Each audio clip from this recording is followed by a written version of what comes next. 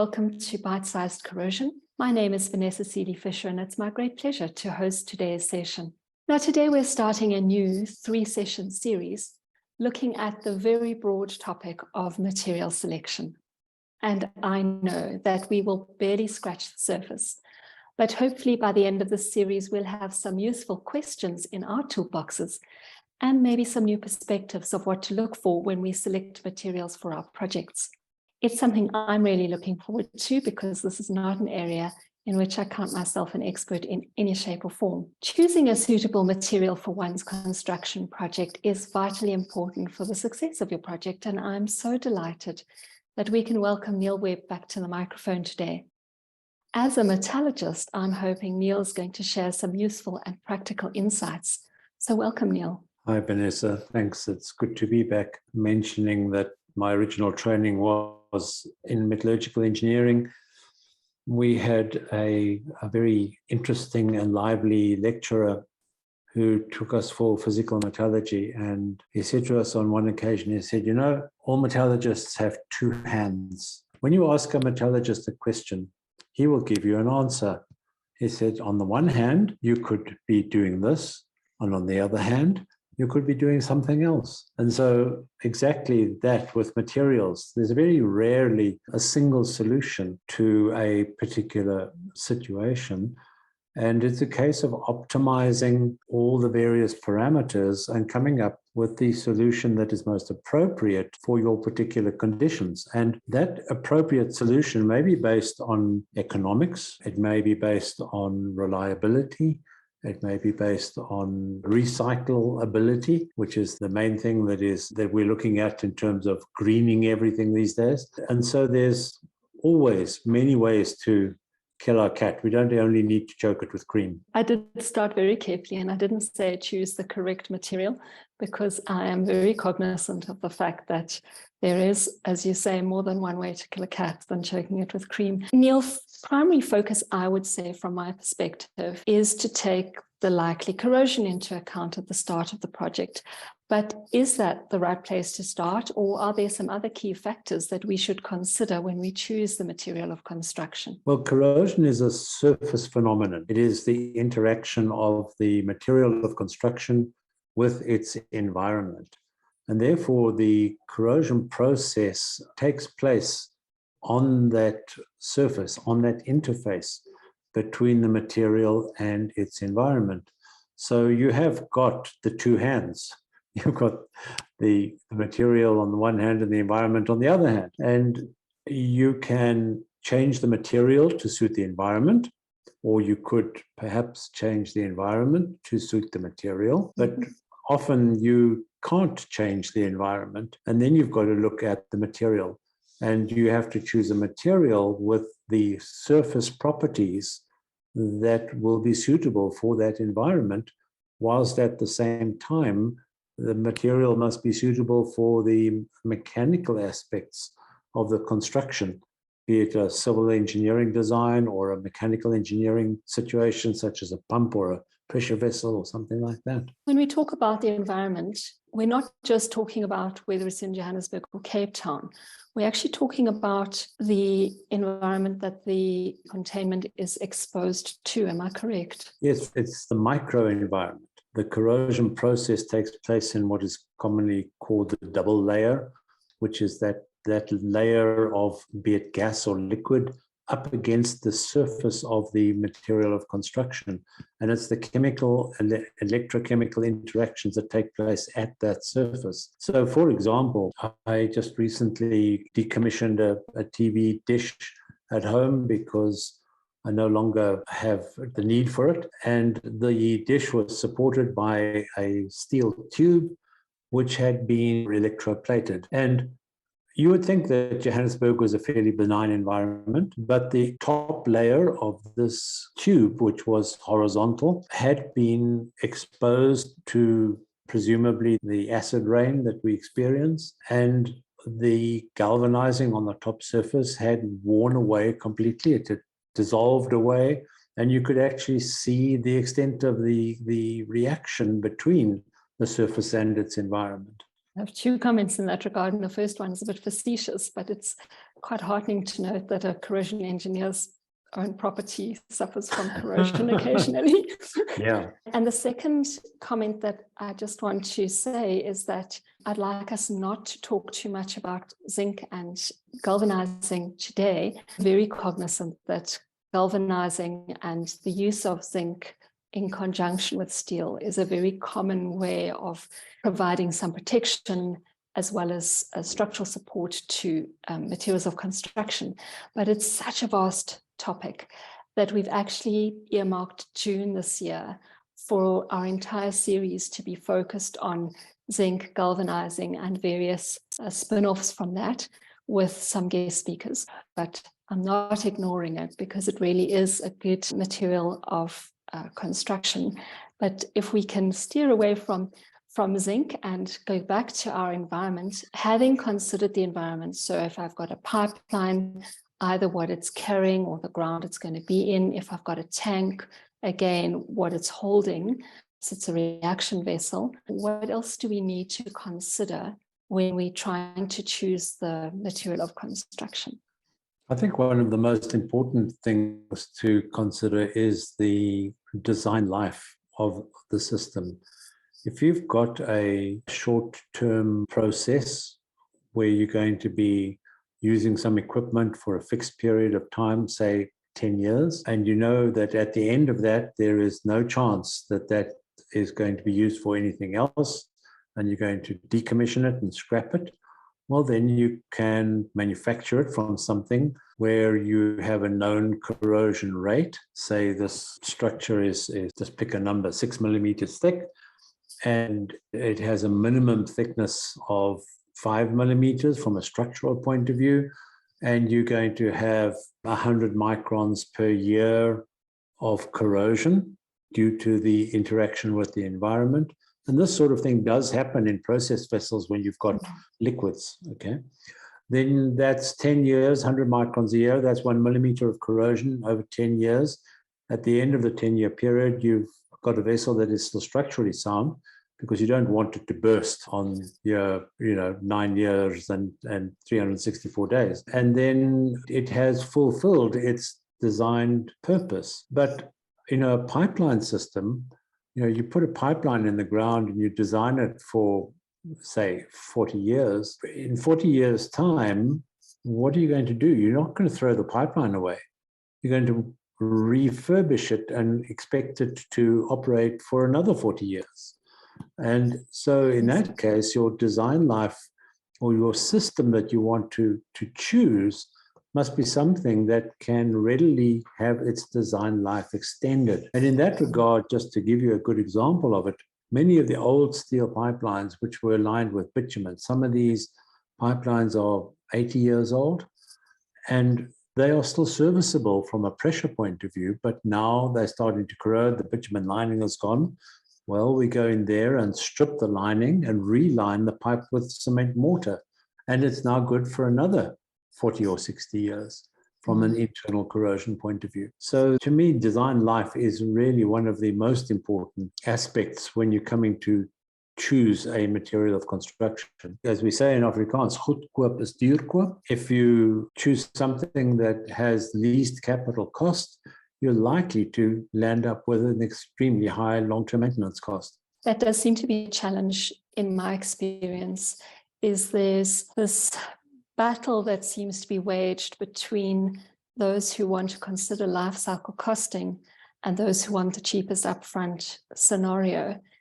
And I think very often long-term practicalities, maintenance, as you say, are not taken into adequate account just to save a few pennies at the outset, and in fact end up being often extremely costly with big replacements required or new sections required, which may never have been needed if those few extra pennies had been spent at the start. I think the other thing we also often don't take into account with the maintenance of plant is when it's being taken out of commission for maintenance and refurbishment, it's not generating anything because it can't be used. And that's also something that needs to be, I think, considered. So there's another good example in terms of material selection This reflects different maintenance philosophies, and it kind of relates to, you're talking about maintaining plant. One of the most common problems that we have is bolts, nuts and bolts, and they tend to corrode before the rest of the structure. And I once asked one of the engineers, why don't you use a more corrosion resistant? He said, well, there are two reasons. One of them is that if you go for stainless steel bolts, for example, stainless steel tends to corrode due to localized corrosion, which is not always visible, and you'll end up with unplanned failures, so stress corrosion cracking of stainless steels in the presence of chlorides, for example, and a bolt is something that's very much under stress, or just plain crevice corrosion. It doesn't have to be stress corrosion cracking. And then you look at this bolt and it looks fine, and the next thing you know, it's popped, it's disappeared, it's fallen off, and you get an unplanned shutdown if you're lucky, and you get a disaster if you're not so lucky. And then he said, I would much rather use ordinary carbon steel bolts. I can see when they're corroding, and when they get to a point that they've corroded beyond what is acceptable, I can replace them readily without having to shut my plant down, because I can do it one bolt at a time. So that was one very interesting maintenance philosophy. And another one related to pipelines. I said to the guys, well, look, why don't you use some more corrosion-resistant materials for bolting? And they said, well, because when you strip a flange, you just cut the bolts off. So why go using a fancy material that's still good, where you use ordinary materials, they're still serviceable. Doesn't matter if you can't unbolt them, because we're going to cut them off anyway. Interesting. And not being in that sector, not practical examples that I had ever considered. Obviously, the life of the structure is important and the environment, but surely you have to take the strength of the structure into account, like how strong it has to be, that it's got to be able to stand up or carry the weight or whatever. Yes, there was a situation that I got involved with a while back where a tank was manufactured from carbon steel, ordinary mild steel. Remember, carbon steels, whether they're mild steel, engineering steel, high-strength steel, as long as they're not high alloy steel, they all have a similar corrosion resistance. And these tanks were corroding to the point that they needed to be replaced every 2 years. And I was asked whether or not we could do something about this. One of the possibilities we looked at was electrolytic protection, either cathodic or anodic protection, because it was a fairly complex salt solution. Anyway, we almost fumigated the laboratory when we tried to use electrochemical techniques because of the gases that came off from the electrodes. So that didn't work. We then looked at alternative materials of construction. And at the end of the day, it was possible to build these tanks out of a thinner duplex stainless steel, because the higher strength of the duplex stainless meant that they didn't need the wall thickness, and they didn't have to have the corrosion allowance that gave them what they had before, which was the 2 millimeters. So using a more expensive material gave them a significantly longer life. And the actual cost of the plant was not that much more, because they were able to use 50% less material in terms of wall thickness. It is so interesting. And yet I'm guessing that it is possible that choosing the fancy schmancy material might not be the right option. Sure. There are some hidden dangers, as we spoke about, related to other things recently with your corrosion-resistant materials. For example, if you manufacture a component out of super duplex stainless steel material, put it into a seawater environment, it works extremely well. But most structures in seawater are cathodically protected.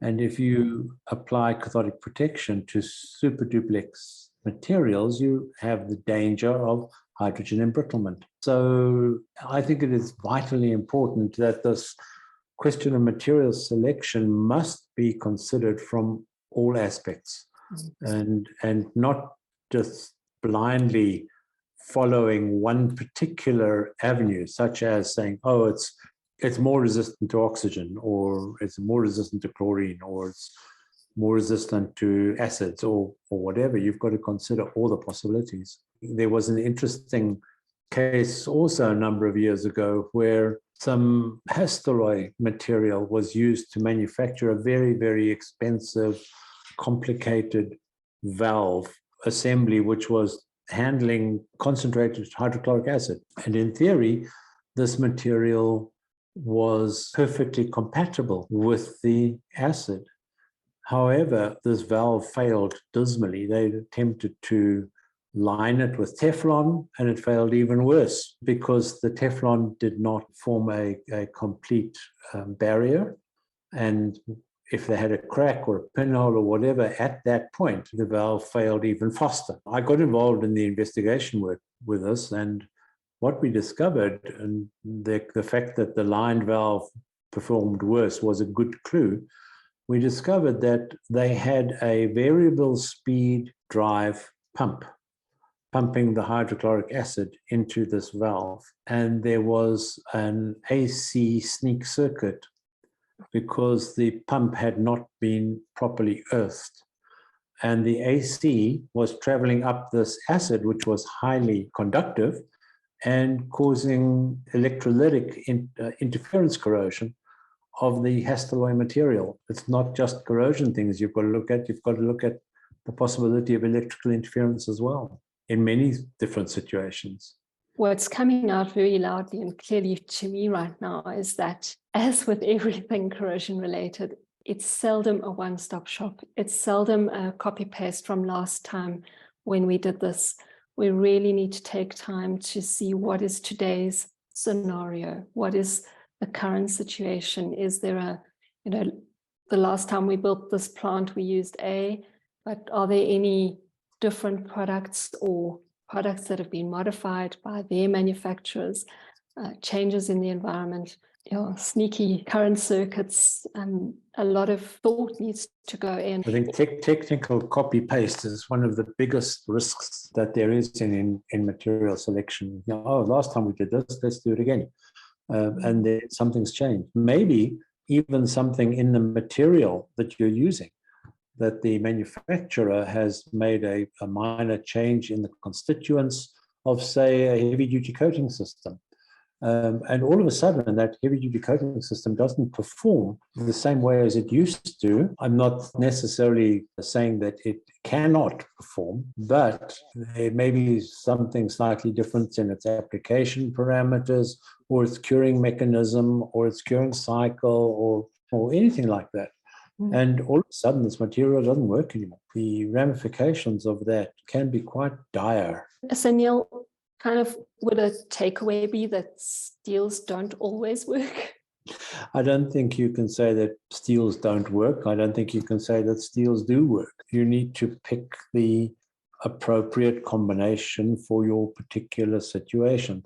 So remembering what we started our discussion with, saying that you've got to consider the interaction with the environment, you've got two options. You can either manufacture the component from an inherently corrosion-resistant material, which often is very expensive, or you can use something that is structurally acceptable but doesn't have the corrosion resistance, and then you can put a layer of corrosion-resistant material on top. And that can even be a layer of steel. So we get these sandwich materials, as they're called, where you have a carbon steel plate, say 10, 12 millimeters thick, and that is bonded onto a 2 or 3 millimeter thick corrosion-resistant alloy, can be roll bonded, explosion bonded, whatever. And you then have a structurally sound material. You could take that same steel and line it with fiberglass, which is a resin-based material. The problem with resin systems always is temperature. That is their one biggest sensitive point. and it's actually quite fun. It's got nothing to do with corrosion, but everything to do with material selection. And that is, on this last weekend, I was driving trains as I normally do on a weekend, and a guy had just finished building a very, very fancy new loco, which he brought to the track for the first time. And it went 3 times around the track and then came to a grinding halt, because he had manufactured one particular component out of a self-lubricating polymer. And somebody commented to him, "You can't print a steam engine." Yeah, on the issue of putting a lining on, I think we can use that as a good lead-in for next week's discussion with Donovan Slade, where we're going to be looking at the use of a complex polymer system as a possible liner on a steel structure to provide, as Neil said, the corrosion resistance or the environmental resistance, whilst receiving the mechanical strength from the mild steel within which it's in contact. So I think that'll be a worthwhile discussion, and we'd love you to join us for that.